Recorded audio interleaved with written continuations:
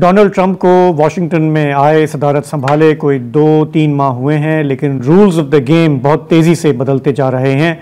उन्होंने आने से पहले कहा कि मैं जंगें ख़त्म करूंगा, लेकिन आने के बाद सबसे पहले उन्होंने जो लड़ाई शुरू की वो चीन के साथ एक तिजारती लड़ाई है जो गंभीर होती जा रही है। ईरान को भी उन्होंने धमकियाँ दी कि आप शराफत से बैठें, बात करें, वरना आप पे भी हमला होगा। तो ईरान में आज सऊदी अरब के वज़ीर दिफ़ा पहुँचे हैं। बड़े अरसे बाद है कि इतने सीनियर ऑफिशियल ईरान पहुँचे हैं। इस पर हम प्रोग्राम में बात करेंगे, गज़ा भी जाएंगे, चीन अमरीका तिजारती लड़ाई की भी बात होगी। लेकिन पहले कुछ अपनी बात कर लें कि जब सदर ट्रंप ने मुख्तलिफ मुल्कों पे टैरिफ्स लगाने की बात की तो ज़ाहिर है कि हम पाकिस्तान भी उसकी लपेट में आया। गो के बाद में उन्होंने कहा कि मैं ये टैरिफ्स जो है आर्जी तौर पर मुअत्तल कर रहा हूँ, लेकिन ये तलवार बदस्तूर हम पर लटकी हुई है। बाज़ माहिरीन का कहना है कि ये हमारे लिए एक वेकअप कॉल है। आज नहीं तो कल दोबारा भी ट्रंप साहब का कुछ पता नहीं, उनके मूड का वो फिर अनाउंसमेंट कर सकते हैं। तो हमारे पास क्या ऑप्शंस हैं, हमें इसका क्या असर होगा। इस्लामाबाद में पाइम research think tank Pakistan institute of development economics यानी कि पाइड ने चंद रोज़ पहले एक डिटेल रिपोर्ट शाया की, जिसमें उन्होंने असेस किया कि अगर ट्रंप साहब की ख्वाहिश पूरी होती है तो हम पे क्या असर आएगा। और उनका कहना यह है कि अगर ये टैरिफ्स लगते हैं पाकिस्तान की अमेरिका एक्सपोर्ट्स पर तो 20 से 25% डिक्लाइन आ सकता है पाकिस्तान की एक्सपोर्ट्स में, जिसका कोई खमियाजा ये होगा कि कोई 1.4 बिलियन US डॉलर्स जो है वो पाकिस्तान को उसका नुकसान होगा। पिछले साल अगर बात करें यानी कि 2024 में तो पाकिस्तान से कोई 5 बिलियन डॉलर की एक्सपोर्ट्स जो हैं वो अमेरिका गई। अमेरिका हमारे लिए एक बहुत ही इम्पॉर्टेंट डेस्टिनेशन है, सबसे बड़ा ट्रेडिंग पार्टनर है। हम एक्सपोर्ट ज़्यादा करते हैं, वहाँ से इंपोर्ट कम करते हैं, और ट्रंप साहब को भी यही शिकायत है कि ऐसे मुल्कों को वो ज़रा सा टाइट करना चाहते हैं। तो जो चीज़ें हम एक्सपोर्ट करते हैं अमेरिका को, उसमें ज़ाहिर सर-ए-फ़हरिस्त टेक्सटाइल है। बहुत बड़ा चंक जो है वो हमारी टेक्सटाइल गुड्स का है। इसके अलावा चमड़ा और उसकी मसनूआत जाती हैं, चावल जाता है, स्पोर्ट्स गुड्स वगैरह। तो हमारे मुल्क में लाखों लोगों का रोज़गार टेक्सटाइल से मुंसलिक है, और अगर टेक्सटाइल पे कोई मसले मसाइल आते हैं तो उन सब का रोज़गार भी मुतासर हो सकता है। तो पाइड ने अपनी रिपोर्ट में क्या ऑब्जर्वेशंस दी हैं और कुछ रिकमेंडेशंस भी दी हैं, थोड़ा इस पर बात कर लेते हैं। हमें ज्वाइन कर रहे हैं इस्लामाबाद से डॉक्टर शुजात फारूक, जो कि चीफ रिसर्चर हैं पाइड के। डॉक्टर साहब, आपका बहुत बहुत शुक्रिया।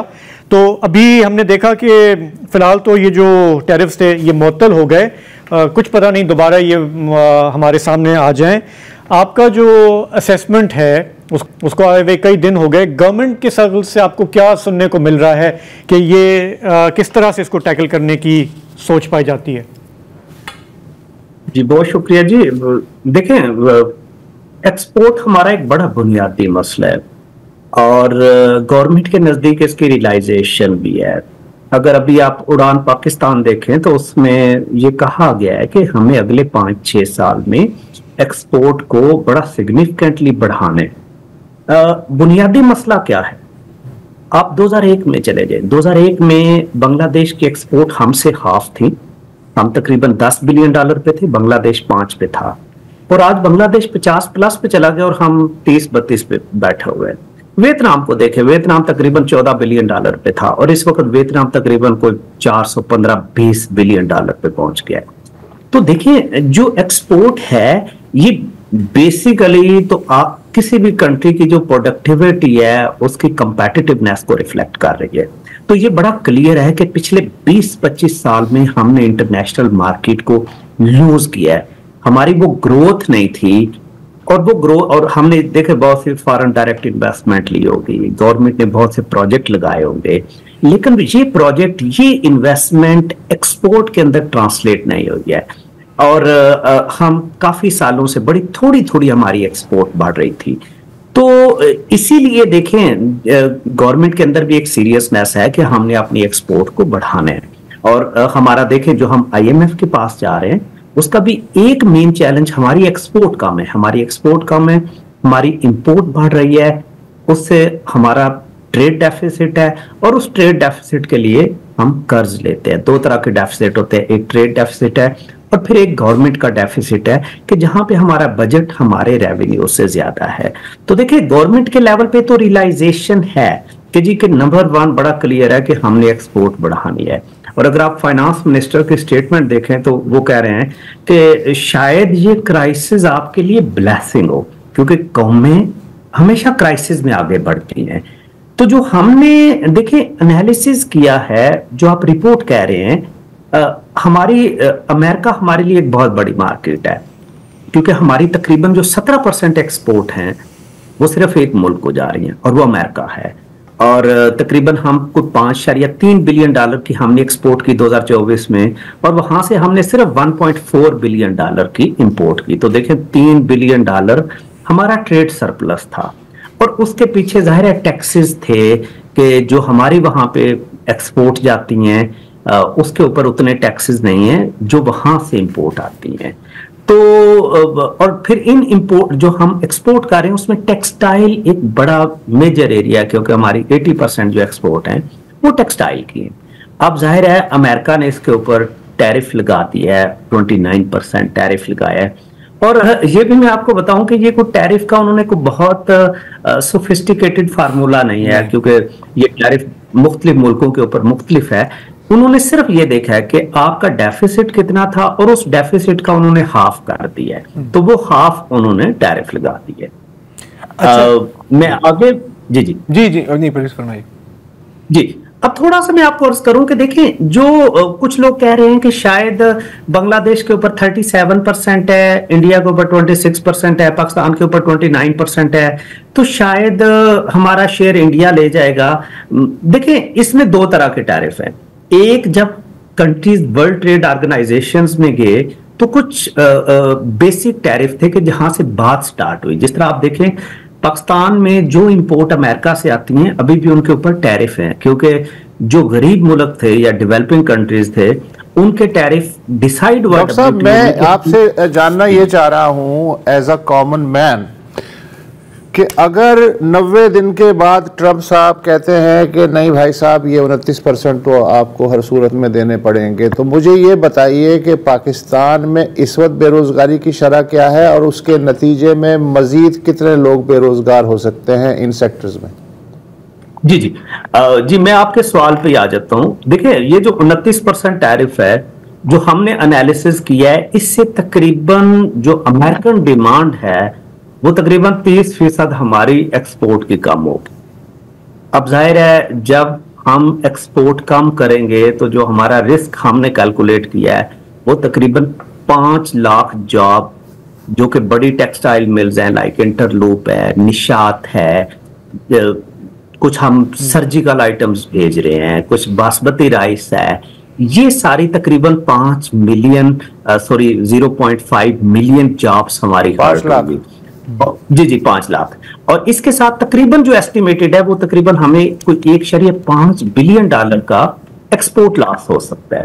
ठीक है ना जी। लेकिन ये तो हम कह रहे हैं कि जब गवर्नमेंट बिल्कुल हाथ पे हाथ रख के बैठेगी जी। अब देखिए गवर्नमेंट के पास भी ऑप्शंस हैं। अगर आप सिर्फ अमेरिकन मार्केट को ले लें तो ट्रंप साहब सिंपल ये चीज कह रहे हैं, वो कह रहे हैं कि जी आप हमारी प्रोडक्ट्स को भी खरीदें।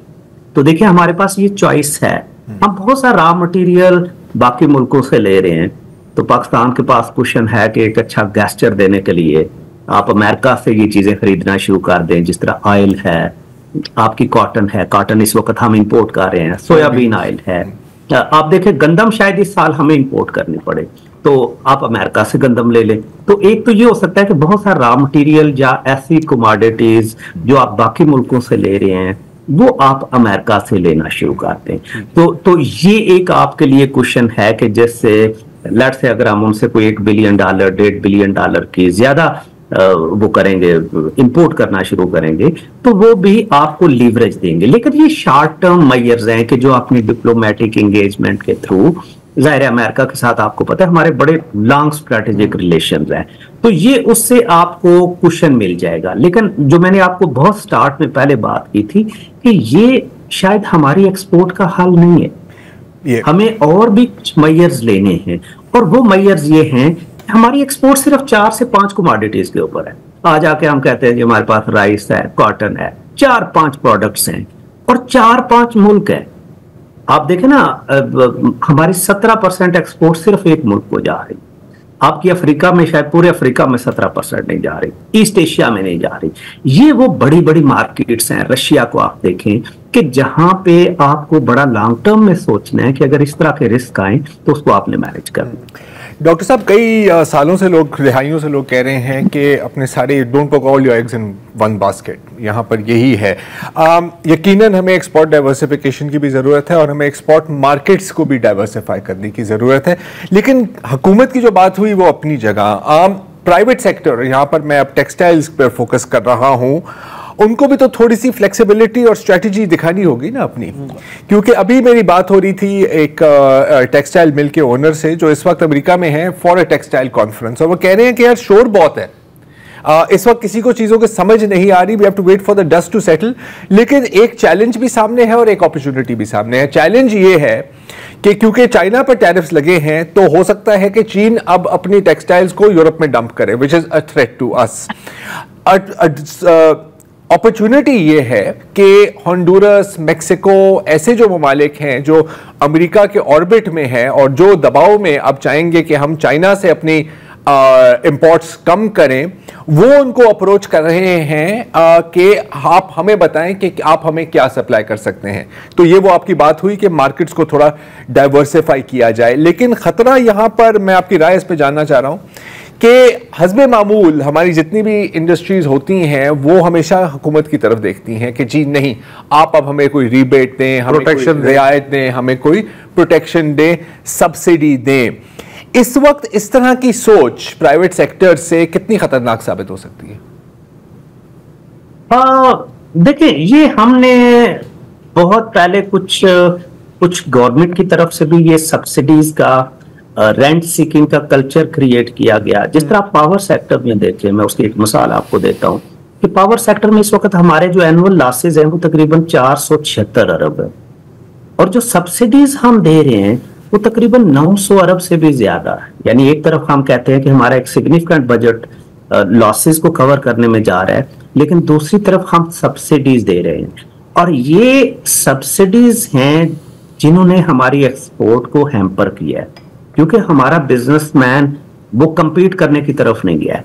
आप पाकिस्तान में देखें तो आपको सबसे कंपनी शायद कोई $1 बिलियन की मिलेगी। एंग्रो को देख लें, मोबिलिक को देख लें, ये $1 बिलियन भी नहीं है। उसके मुकाबले में आप इंडिया में चले जाएं तो आपको $300 बिलियन, $400 बिलियन की कंपनीज मिलेंगी। तो हमारा प्रॉब्लम यह है कि हमारे बिजनेस ग्रो नहीं किए, और उस बिजनेस ग्रो करने में दोनों फैक्टर्स हैं कि शायद गवर्नमेंट ने वो एक इंसेंटिव कल्चर क्रिएट किया कि जिससे हमारी इंडस्ट्री ने कंपीट नहीं किया, प्रोडक्टिविटी नहीं बढ़ाई, कंपीट नहीं किया। और शायद इसमें कुछ गवर्नमेंट की तरफ, देखिए गवर्नमेंट का काम है कि आपने एक फेयर रेगुलेशंस लेके आने हैं, वो इन्वायरमेंट क्रिएट करना है कि जिससे इंडस्ट्री ग्रो करे। आप टेक्सटाइल को ही देख लें, टेक्सटाइल में हमें जीएसपी स्टेटस मिला 2014 से। पिछले 10-12 साल में हमने क्या, हमारे प्राइवेट सेक्टर ने उसके अंदर रिसर्च डेवलपमेंट किया है कि हम अपने प्रोडक्टिविटी, इसका मतलब ये है डॉक्टर साहब के बातें लंबी लंबी हैं, कैपेसिटी का बड़ा सीरियस इशू है, नियत और कैपेसिटी का। जी, दोनों तरफ मैं आपको आता हूं, गवर्नमेंट की तरफ भी इशू है और प्राइवेट सेक्टर की तरफ भी है। गवर्नमेंट की तरफ आप देखें, बांग्लादेश में टेक्सटाइल इमर्ज हुई है, बांग्लादेश भी रॉ मटेरियल इंपोर्ट करके उसको एक्सपोर्ट कर रहे हैं टेक्सटाइल को, और हम नहीं बढ़ा पाए। तो बांग्लादेश ने एक काम किया है कि वहां की गवर्नमेंट ने अपने बिजनेस को ईज किया है कि वहां पे रॉ मटेरियल आता है, बड़े इजी वे में आता है, उसकी प्रोसेसिंग होती है, वैल्यू चेन बनाते हैं और आप एक्सपोर्ट करते हैं। हमारे सिस्टम इतना कॉम्प्लेक्स है, टैक्स का निजाम देख लें, बिजली देख लें, स्पेशली इस एनर्जी प्राइस पे आप कभी भी दुनिया में कंपीट नहीं कर सकते। तो 2-3 चीजें जो एक्सपोर्ट बढ़ाने के लिए पहले हम कह रहे थे जी आपको डाइवर्सिफिकेशन करनी है। नंबर 1, आपको ईज करना है अपने बिजनेस को, जो एक्सपोर्टर्स हैं उनको वो कंपेटिटिव इंसेंटिव्स दें कि वो कंपीट करें। नंबर 2, एनर्जी प्राइसेस को बड़ा सीरियसली देखें। इस वक्त हमारी एनर्जी प्राइसेस चाइना से डबल हैं, इंडिया से को 1.5 टाइम्स ज्यादा हैं। इस प्राइस के ऊपर काम नहीं कर सकते। और नंबर 3, हमें वैल्यू चेन पे फोकस करना है। आप देखें $6-7 बिलियन की तो हम सिर्फ दालें और खाने के लिए ऑयल और बाकी फूड आइटम्स इंपोर्ट कर रहे हैं, और हम एग्रीकल्चर कंट्री है। ये $5-6 बिलियन तो हमें अपनी वैल्यू चेन से बढ़ाना चाहिए। डॉक्टर साहब, ये वो एरिया आपका सॉरी, बहुत बहुत शुक्रिया। थोड़ा सा टाइम कम है, मैं इतना कहूँगा कि आज से कोई 25 साल पहले जब मैं बिजनेस रिपोर्टिंग करता था, यही बात है, एग्जैक्टली यही बात। मतलब मुझे लगता है कुछ भी चेंज नहीं हुआ। उस वक्त मुझे ख्याल है कि मुशर्रफ साहब का दौर आया था, कितनी गवर्नमेंट्स आई चली गई, उनके कोई वो मेरा ख्याल है, मुझे आज भी वो याद है, रज़ाक दाऊद साहब को उन्होंने रखा था कॉमर्स मिनिस्टर। मैंने उनका एक इंटरव्यू किया, हूबहू यही अल्फाज, ये क्या हम डाइवर्सिफिकेशन फलाना ये वो, हम वहीं पे खड़े हुए हैं। और जब टैरिफ्स लगते हैं तो तब हमें फिर अचानक झटका आता है कि कौमी मोटो बहुत आसान है, वन लाइनर है, अल्लाह मालिक।